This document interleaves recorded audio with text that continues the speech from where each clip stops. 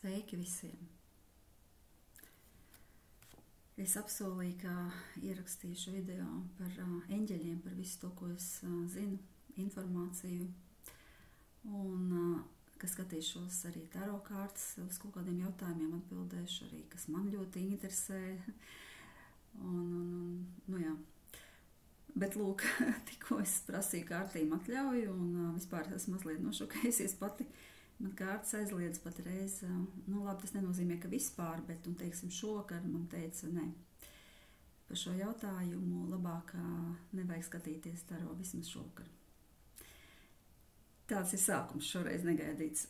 Es mazliet pilnīgi izsista no līdz, par mazliet esmu, jo es biju domājis, ka tāds jautājums uzdot, bet nu nekas.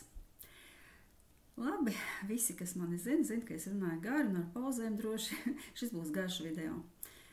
Jo man ir daudz ko stāstīt, un stāstīšu ne tikai no savas pieredzes, no informācijas, ko es zinu, stāstīšu arī no savu draugu, no savu klientu pieredzēm, no savu ģimenes locekļu pieredzēm, kaut kādus stāstus saistībā ar eņģeļiem.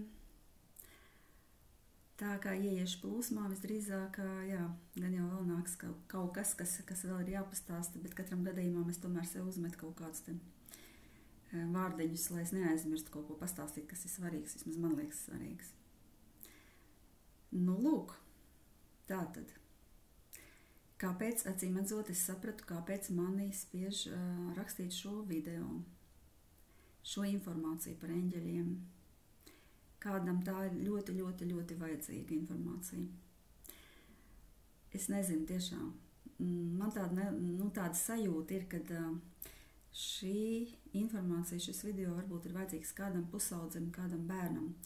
Varbūt kādam pusaudzim, kurš jūtas nesaprasts klases biedru vidū vai draugu vidū, vai arī slikti, kad arī plus vēl mājās ģimenē, kad nevar padalīties, nevar pastāstīt, kā cilvēks jūtās. Un bieži pusauģi jūtas diezgan pasmagi. Varbūt viņi diezgan arī tādās depresīvās sajūtās, noskaņās. Un, jā, tur ir garš gan stāsts par to, kāpēc viņi tā var justies, jo man, teiksim, man meita, viens no maniem bērniem, man meita, viņi arī bija šajās sajūtās. Tā kā tā ir tāda smaga tēma. Nu, lūk, un tā tad noteikti kādam šī informācija būs vajadzīga un palīdzēs. Es ticu, ka palīdzēs. Var jau būt, ka arī kādam vecāku gadagājumu cilvēkam, kas nav tīneidžers, ja, kuram nav tie apziņas bloki uzlikti, kad viss eksistē tikai tas, ko var pataustīt un izmērīt, kad tomēr ir kaut kādas lietas, kas ir dīvainas, kas ir tā kā uzskatāmas par sakritībām, par brīnumiem. Un tas ir labi jau, ja cilvēks to uzskata par brīnumu, jo bieži man, kad es stāstu savu stāstu, tad man daži saka, nu nē, tā taču ir sakritība.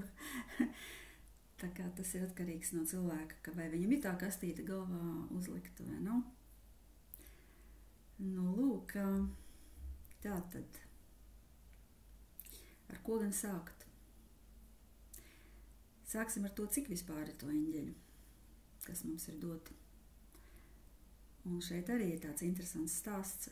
Kaut kā es arī agrāk, cik tomēr bija diezgan tāda gāju uz baznīcu un ticēju, ko tur stāstu. Un tad stāsts bija tāds, ka cilvēkam ir viens eņģelis un pārsvarā jau tikai kristīšanas laikā tiek iedots. Tad lūk, pēc senajām zināšanām mums ir daudz eņģeļu, kas stāv aiz mums. Es runāju, protams, par vēdiskajām arī zināšanām. Un par to cilvēku, kuriem ir vaļā redze sensorā un kuri redz tos eņģeļus, un viņi redz, ka viņi mums ir vairāki. Un te man ir jāpiemina mana mīļa, visgaišākā skolotāja, pati pirmā man garīgā skolotāja manā dzīvē, kuru es arī izprasīju no Dieva, no visuma, no debesīm. Es ilgi prasīju, staigāju kādus 3-4 gadus un jautāju, ka es gribu tādu garīgo skolotāju, un tad es arī saņēmu. Man atnāca pasūtījums. Brīnišķīgas, burvīgas, skaistas un gaišas un tiešām eņģeļu meitenes veidolā. Lūk, un es ļoti ceru, ka meitene, tad, kad man būs pietiekams parakstījušos pulks skaits, ka man izdosies viņu pierunāt arī atnākt uz kādu video interviju un pastāstīt, ko viņa redz. Jo šī patreiz, jo viņa ir jauna sieviete, vairs jau nevar teikt, ka meitene, ja viņa ir bērniņš ģimene, un viņa no bērnības redz eņģeļus. Viņus redz un daudz, un katram aizmugurē, protams, viņi redz ne tikai eņģeļus, jo mums jau aizmugurē un ap mums ir ne tikai eņģeļi. Varbūt kādam atklāšu patiesību, ja, kad ap mums čum un muģu būtnes neredzamās, bet viens no tām ir eņģeļi, kur mums ir no dzimšanas brīža, vai pat, nezinu, varbūt pat ātrāk, kuri ar mums ir līdz arī pēdējiem mirklim, no piedzimšanas tātad līdz pēdējiem mirklim, ka mēs aizējam, palīdz mums arī aiziet, nes aiz rokām palīdz, ja, iet uz to gaismu, ja, nevis kaut kur sāk klaiņot apkārt, klejot vai nedod Dievs vēl nolaisties zemāk. Nu, lūk, tad vienā no šīm nodarbībām, kur šī eņģeļu meitene, man skolotāja, viņu vadīja, tieši bija tēma eņģeļi, un viņa stāstīja, ka katram cilvēkam viņa redz vairākus eņģeļus, nu, vismaz divus. Un viņas pirmais satikšanās ar eņģeli bija bērnībā, es neatceros, viņa stāstīja, vai viņai bija 4 gadiņi vai 5, kad viņiem blakus savai gultai ieraudzīja šo brīnišķīgo gaišo tēlu, smaidīgu būtni, gaišās drēbēs un starojošu, un viņa kā bērns, ko viņa izdarīja, viņš šausmīgi nobijās. Un es atceros, viņa teica, ka viņa sieda spilvenu. Un aiztaisīja, protams, acis cietpalīdzam zaigs laikam. Jā, jo tas ir diezgan tāds izaicinājums pēkšņi blakus pamostoties vai gultā ieraudzīt kaut ko tādu, ja, kas nav ierasts. Nu, lūk, un es ļoti ceru, ka man izdosies viņu pierunāt. Nu, tas tāds nākotnes, teiksim, plāniņš. Tā kā ir lietas, ko es zinu no viņas, un arī tur ir, viņa varētu interesanti, protams, pastāstīt savus stāstus, atceros, ko viņa stāstīja, kā viņa redzēja eņģeļus baznīcā kristīšanas laikā, kā bērniņam apkārt un visiem apkārt bija šie eņģeļi, un kad sāka pats kristīšanas rituāls sākās, tie eņģeļi tā kā aizlidoja, pazuda. Nu, nezinu, kāpēc to varētu viņai jautāt, varbūt viņai ir izskaidrojums. Jebkurā gadījumā uz to brīdi, protams, viņa varbūt aizlidoja, nezinu, bet tā jau viņa mums ir vienmēr. Jā, aizmirsu pateikt, pats galvenais message, ko es sapratu, kas man vispār ir šodien jādod, ir, to es arī noteikti virsrakstā ierakstīšu, un tie ir 3 vārdi. Tu nekad neesi viens, nu pat 4. Tu neesi viens. Tu neesi viens. Pat, ja tu jūties, ka šajā istabā viss tumšs, viss ir slikti, tevi neviens nesaprot, nav draugu, vecāki tur galīgi, tur vispār garām tā. Atceries, ka tu neesi viens. Nevienu brīdi. Vienmēr aiz tevīm stāv šīs gaišās būtnes. Tu viņas neredzi fiziski, bet viņas dod zīmes, tad, kad tev ir skumji. Viņas, protams, ir nemateriāls tās būtnes, nemateriāls. Kaut gan ir arī daudz gadījumi, kad viņas kaut kādā veidā var materiāli dot zīmi, kad jā, mēs esam. Mēs šeit esam, tu neesi viens, joprojām šī frāze, tu neesi viens. Tas pats, piemēram, attiecās arī uz to, kāpēc mēs redzam ciparus, vienādus, teiksim, ciparus, ja. Es zinu, internetā ļoti arī cilvēki tādiem apgaismotiem, teiksim, cilvēkiem, tur, kas skolotājiem jautā, nu, kāpēc es redzu vispār visu laiku 11, vai 10 vai 12, un tad parasti uz to atbild, ka, nu jā, tā ir zīme no eņģeļiem, īpaši 11. Kā mēs to redzam? Vienkārši mēs kaut ko darām savā, teiksim, nodabā, un pēkšņi mums ienāk tāds impulss. Nu, pēkšņi, nezinu, kurienes ienāk impulss, nu, pacēl acis, pasies to pulksteni, un tu paskaties, un ir 11. Nu, labi, nākamajā dienā atkal, nu, kāpēc tieši tajā brīdī? Tu ej garām kaut kur un ieraug to 11, ja? Nu, es esmu dzirdējis 11, tā vispār tāda, nu, tiešām no eņģeļu zīme, ja? Tāpat laikam arī 12, nu, vai vienādie cipari, kādam tur 7, teiksim, 7 vai vēl kaut kā. Bet mana pieredze ir tāda, pat cik es arī redzu noteiktus ciparus, 2 ciparu kombināciju, es arī no sākuma nesapratu, ko man ar to grib teikt. Nu, kāpēc, tad, kad man ir impulss pacēl acis, ieraugu mašīnas numurus, ieraugu šos 2 ciparus. Protams, es jau ar gadiem iemācījos atpazīt šos 2 ciparus. Un man vienmēr liekas, nu man kaut ko grib ar to teikt. Bet tagad ar gadiem es vienkārši sapratu, ka tā ir tā atkal tas message, ka tu neesi viens. Tu dari pareizi, tu ej tālāk savu ceļu, viss ir pareizi, viss ir labi. Viss ir labi, mēs ar tevi. Mēs ar tevi. Tu neesi viens. Tā kā tas ir par cipariem. Kā vēl eņģeļi dod zīmes? Caur putniem, caur tauriņiem. Arī manā šī gaišā brīnišķīgā meitene, viņa mums arī meditācijas nodarbībās stāstīja, kad arī tauriņi ir kā vēstneši no eņģeļiem, no eņģeļu pasaules kā vēstneši, bet, nu, protams, ziemā jau mēs ar tauriņus diez vai ieraudzīsim. Nu, nezinu, es ziemā ieraudzīju savā dzīvoklī bizbizmārītu, un es ar to uztveru kā zīmi, nu, varbūt no eņģeļiem. Nu, tas jau nezinu. Par bizbizmārītēm es nezinu, bet par taurentiņiem es esmu dzirdējusi, par spārītēm, kas nolaižas uz rokas, arī es esmu dzirdējusi. Un par putniem. Putni ir īpašs stāsts. Man ir informācijas, es dzirdējusi no arī tādām garīgas tādas informācijas, teiksim, ka putni vispār ir saistīti. Tas ir atsevišķs stāsts, tas nav tas, kas ir dzīvnieki. Putni ir saistīti tieši ar eņģeļu pasauli, tiešā veidā. Tas ir pilnīgi izrādās cits stāsts. Tā kā, ja kāds putnus jums, teiksim, nezinu, apsēžās tur uz palodzes vai kā, tu ziniet, tā ir ļoti laba zīme. Un es zinu, veci cilvēki zina tev kā tādu sliktu zīmi vai pazīmi, ka, teiksim, tur vai nositās putnes pret stiklu. Nu, tā ir tāda atkal. Nu, to vienkārši nezinu, kā to izskaidro. Cilvēki tur vecāki, ja. Bet es zinu, ka tas ir, nav ļoti laba zīme, ja, teiksim, tas pats, kad mirs putniņš, ja. Bet izstāstīšu arī stāstu par šādām putnu zīmēm, kas ir manā ģimenē aktuāli. Kamēr tikšu stāstu, vēl gribēju pateikt, kamēr neaizmirstu. Tātad vēl kādot zīmes. Jā, stāsts par bērniem. Īstenībā nākamā tēma noteikti, ko es stāstīšu, ir tēma par bērniem, bet šeit viņi tā kā arī mazliet savienosies to, ko es gribēju pastāstīt.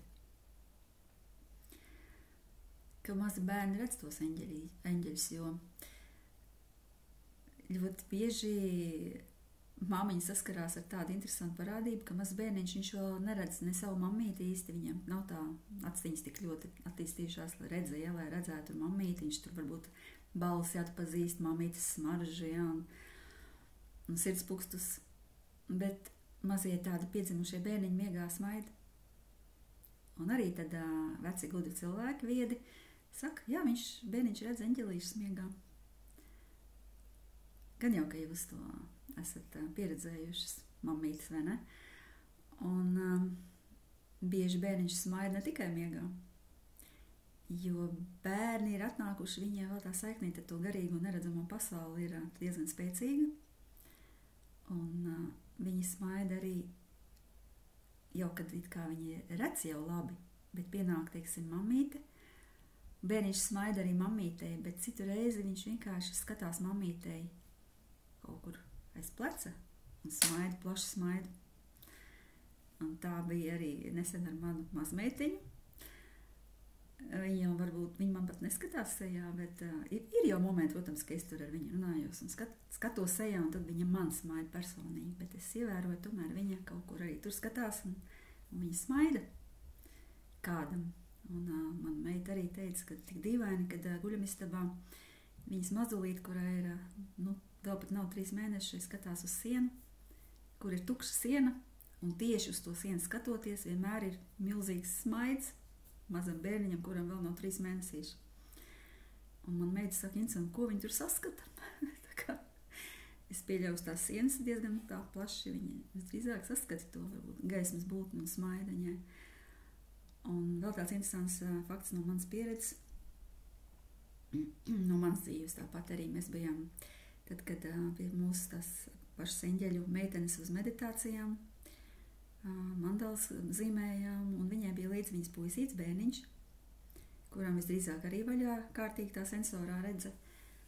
Un bija viens tāds momentiņš, es neatceros, cik viņam bija gadiņi, vai 2,5. Viņš tā vēl nerunāja nemaz, viņš tā nesarunājās. Protams, viņš skraidīs ar mums, un pēkšņi viņam ieslēdzās kaut kāds klikšķis, un viņš pie mums visiem, kas mēs tur sēdējām ar saviem tam zīmējumiem, mandalu, viņš nāca klāt, un katram pieskārās un skaitīja tā kā savā valodā, jo viņš vēl nerunāja, viņš tā, un viņš skatījās nevis uz mums, viņš skatījās mums visiem kaut kur tur, un gāja un rādīja pirkstiņu, nevis, bet viņš skaitīja šādā veidā, tātad viņš skaitīja kaut ko viņš redzēja, kas stāv, katram turēs tā pleceņa. Ja tās meditācijas ar mums bija tāds veltīts eņģeļiem un mandalzīmēšanas, tas bija ļoti tādi interesanti un jaudīgi, un, protams, viņa mammīte, tā eņģeļa meitene, protams, smaidīja. Un, protams, viņa saprata, pa ko iet runa. Nu, lūk, tā kā, ja jums bērni stāst pa kādām gaišām, skaistām būtnēm, tad ziniet un ticiet un priecājieties, ka jūs bērniņš vēl redz, jo nevar zināt, kā būs tālāk, jo pārsvarā jau aizverās šī redze. Nu, varbūt viņa kādam pēc tam arī atverās, protams, ir laiku, kad notiek kaut kāds klikšķis, kaut kāds savienojums un īstais brīdis, un tad atverās, nokrīt tas tā migla no acīm un ierauga. Man šeit arī ir eņģelīts, ko man arī uzdāvināja, man mammīte, bet es gan skatos un es domāju, tas tomēr nav īstais eņģelīšu tēls, drīzāk šeit stāsts. Varbūt mākslinieks ir taisījis kā eņģelīte, drīzāk manā uztverē tagad tas ir vairāk stāsts, gan arī kā feja. Jo šajā neredzamajā pasaulē visdrīzāk viņa nemaz nav tādi, kā mēs zīmējam ar spārniņiem. Tad, kad es sākumā zīmēju daudz, kad atpakaļ eņģeļus, es vairāk tā kā zīmēju spārniem, tāpēc, ka mums kaut kāda klišeja, mums kaut kā liekas, ka tā izskatās. Bet viņi jau iespējams to veido tādu, kā mēs gribam redzēt ar spārniem, tā kā cilvēciska būtne ar spārniem, viņi pieņem tad, kad mēs, lai nenobīstamies, lai nesabīstamies no kaut kādas jaudīgas gaismas bumbas, pieņemsim, lai mums ir patīkamāk ar viņu komunicēt, varbūt tās. Un tad, kad es nedēļas 3 atpakaļ, kad es te mazliet paslimoju, man bija impulss vienkārši, cik nebija spēka kaut ko vispār iesākt, paņēmu krītiņus un vienkārši tādā meditatīvā stāvoklī es zīmēju, un tad, kad es pabeidzu šo zīmējumu, tas, ko es tur ieraudzīju, es varu parādīt, tomēr es uzskatu, ka tas ir eņģelis, ko es negribot netīšām uzzīmēju. Es varu parādīt, ja tas te būs vispār redzams. Tad, jā, tas, es to ieraudzīju pēc tam, kad šis ir man atgādina šo eņģeļa tēlu, jā. Tas tā jaudīgi bija vienkārši tajā brīdī, kā man vilkās, kā man zīmējās, tā es zīmēju. Un šodien arī es nolēmu pameditēt mazliet, pirms es kaut ko stāstīšu. Un es parādīšu, kāds man sanāca šis zīmējums. Protams, viņš tāds tā kā pusgatavs, arī meditatīvā. Jo es gribēju, lai man atnāk kaut kādi jautājumi, kas man jāpaskatās, pirms es sapratu, ka man taro neļaus. Tas ir tāds, kā patreiz es redzu eņģeli. Tāds gaismas, enerģētisks, tāds tā kā, nezinu, kā pat pateikt, sprādziens, jaudīgs, ja. Tas ir tāds, to es uzzīmēju, bet, jā, jautājumi man tā kā daži bija, bet, diemžēl, nezinu, varbūt kādreiz taro atļaus, es nezinu, kāpēc man neļauj skatīties šoreiz, un vai tas ir vispār tā, ka nav labi skatīties taro, nezinu, tiešām varbūt tāpēc, ka eņģeļu enerģijas, es pieļauju, ir tāds mazliet nesavienojums, varbūt tās gluži. Kaut gan uz taro arī ir zīmējumi 2 kārtas, kas atbild par eņģeļiem. Ir eņģelis Mihails un erceņģelis Mihails, erceņģelis Gabriels. Tā kā, dīvaini, jā, bet tā man šodien notika. Labi, tā kā bērni, par bērniem es pastāstīju daudz maz par to, ka bērniņi redz tos eņģelīšus. Jautājums vēl, es sev piefiksēju, kā palīdz un kad palīdz eņģeļi. Kā palīdz eņģeļi? Pat cik viņiem nav tas fiziskais ķermenis, tad, protams, pārsvarā viņi palīdz ar zīmēm. Bet viņi palīdz pārsvarā tad, kad ir cilvēks jautā. Jo viņi mums stāv aiz muguras vienmēr, bet viņi nedrīkst iejaukties tā kā pret cilvēku brīvo gribu. Un, ja pieņemsim, cilvēks arī nelūdz palīdzību, vai nu tāpēc, ka viņš uzskata, ka tāpat viņi palīdz, tas ir viens iemesls, un tad brīnās, ka, kāpēc tā notika, ja nepalīdzēja.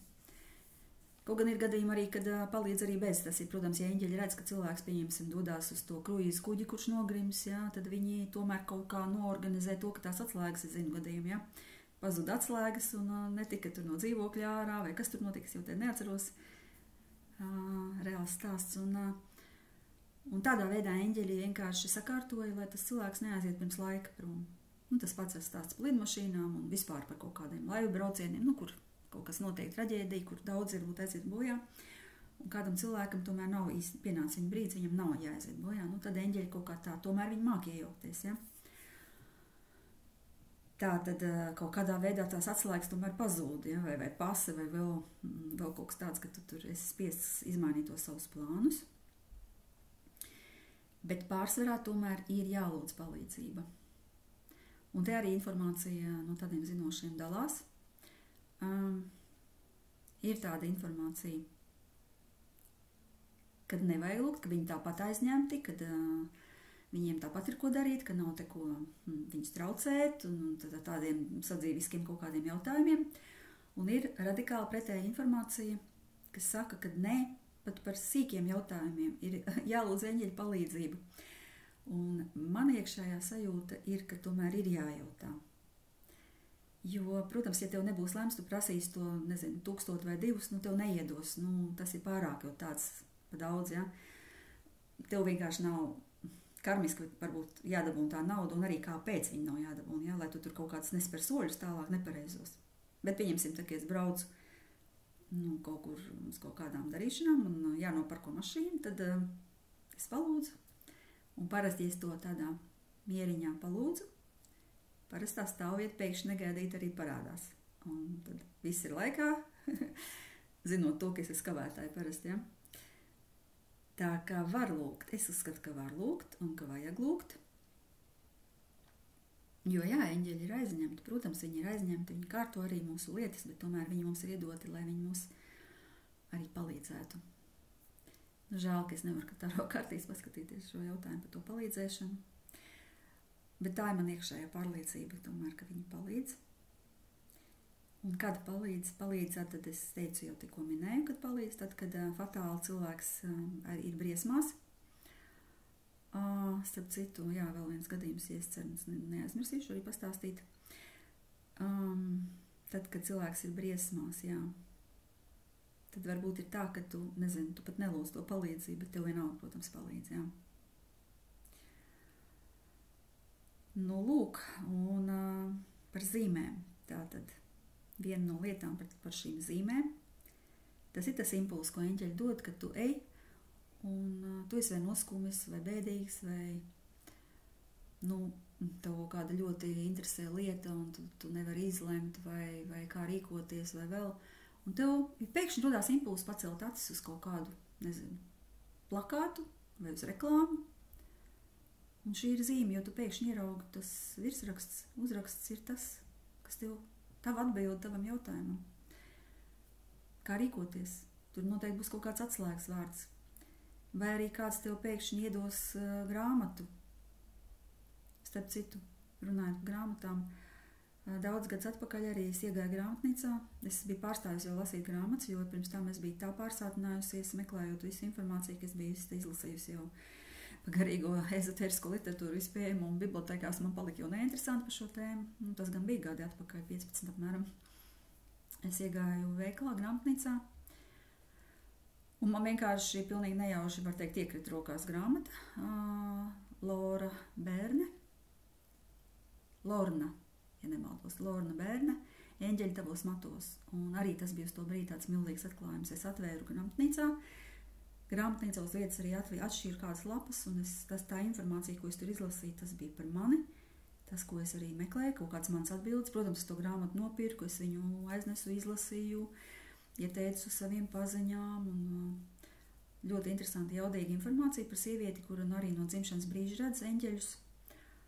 Bet ar gadiem šādi cilvēki ir arvien vairāk, un dažas lietas šajā viņas informācijā, ko viņai saka, viņas eņģeļi, tur mazliet ir tāda, nav connect, nav bišķiņa, kaut kas tur nesaskan.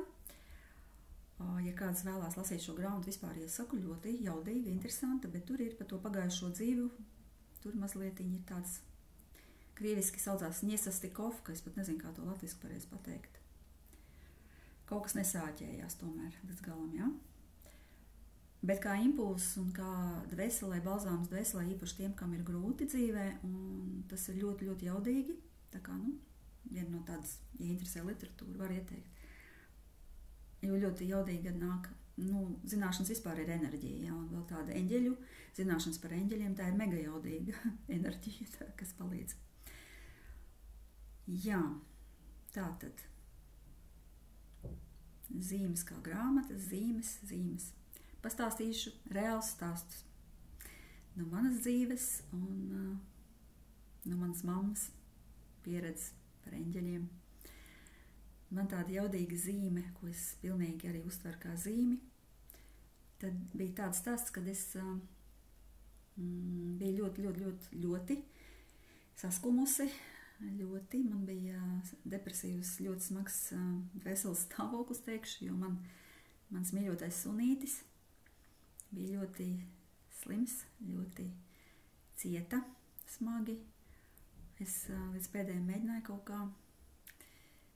kā tajā situācijā izvilkt no tās situācijas, lai nebūtu jāmedzina. Un kārtējo reizi, kad es nācu, bija ziema, un es nācu no veterinārās klīnikas uz mājām, un reāli man jau bija asaras acīs, knapi turējos. Un mājas priekšā bija man mašīna apsnigusi, un es skatos uz manas mašīnas stiklu. Milzīga, skaista sirsniņa, kāds ir ievilcis. Protams, ka ne jau eņģelis pats ievilk to sirsniņu man. Protams, vienkārši mans eņģelis deva impulsu kādam bērnam, kas gāja garām, un tieši uz manas mašīnas, tieši tā, ka skaisti var redzēt šo sirsniņu. Un es ieraudzīju to, un es sapratu, jā, man dod mierinājumu vienkārši, tā ir. Mēs esam ar tevi kārtējo reizi, bet, dzīve ir dzīve, un kā ir, tā ir. Neskumsti. Tāda zīme. Jā, tāda sakritība. Īstenībā, runājot par sakritībām, es gan biju gatavojusies taisīt vēl vienu video par sakritībām. Manā jaunībā man bija tāds gadījums, kad varbūt to var teikt, ka tas arī bija eņģelis, kas pamudināja vienu cilvēku, var teikt, man izglābt dzīvību. Tieši atradās īstajā vietā, īstajā brīdī jauns vīrietis, kas izglāba man dzīvību, jo es biju tiešām briesmās. Un es vēlāk, kad, protams, pateicos viņam, es kaut kādu, nezinu, biju jauna un glupa, bet impulsu kaut kādu vadīt, es viņam teicu, ārprāts, ja man kādreiz būs dēliņš, es viņu noteikti nosaukšu tavā vārdā, un šī vīrieša vārds bija Mārtiņš. Un es tagad iznāku viņam apsolīju, ārprāts, paldies, un es nosaukšu noteikti tavā vārdā. Un daudzi gadi pagāja, un kaut kur gandrīz 10 gadi, protams, es to aizmirsu. Un es biju gaidībās, man dzīva bērniņš. Un, protams, man neprātā nenāca, es jau zināju, ka būs dēliņš, un man neprātā nenāca viņam dot vārdu Mārtiņš, jo es vispār aizmirsu. Ka man bija tāds gadījums dzīvē, jo man īstenībā daudz gadījumi interesanti bijuši. Un es aizmirsu. Un kā jūs domājiet? Mans dēliņš piedzima Mārtiņu dienā. Un pagāja tikai kāds mazs laiciņš, un tad es savilku kopā, un es tā sapratu un atcerējos. Un, jā, kāds to var uzskatīt par sakritību. Bet, protams, tā nebija nekāda sakritība. Lūk, tas par mani stāsts. Vēl jau ir daudz īstenībā stāstu. Bet jaudīgs stāsts ir manai mammai. Mana mamma zaudēja dēlu, un caur visiem pārbaudījumiem arī, kas viņai nācās iziet un izciest, viņai dod eņģeļi vienkārši tādas zīmes kā spalviņas, putnu spalvas. Viņai jebkur var atrast šīs putnu spalvas, pat ieejot savā mājā, iekšā caur koridors, vēl viens koridors, viņa aiziet pie savas dzīvokļa durvīm, un pie dzīvokļa durvīm pēkšņi ir maza putnu spalviņa. Un tas ir vienkārši, neaprakstām. Viņa jau ir iemācījusies cilvēks gados, bet viņa ir iemācījusies jau, ka viņa saprot, ka tas tā nevar būt no kurienes. Tad, kad viņai, teiksim, bēdīgs prāts, vienmēr ir kaut kur, kur viņa iet, uzrodās šī spalviņa. Un pavisam interesants, mistisks stāsts no manas mammas pieredzes ir tāds, ka tad, kad viņa gāja ļoti, ļoti bēdīga pa ielu, viņai bija arī nomirs viņas mīļotais mājdzīvnieciņš, kaķītis, gāja gan arī asaras birst, un viņa uz to brīdi dzīvo tādā lietuviešu mazpilsētā, kur īstenībā cilvēki diezgan tādi nesmaidīgi, teiksim, nav ļoti pretim nākoši un tādi nav uz komunikāciju un tādi.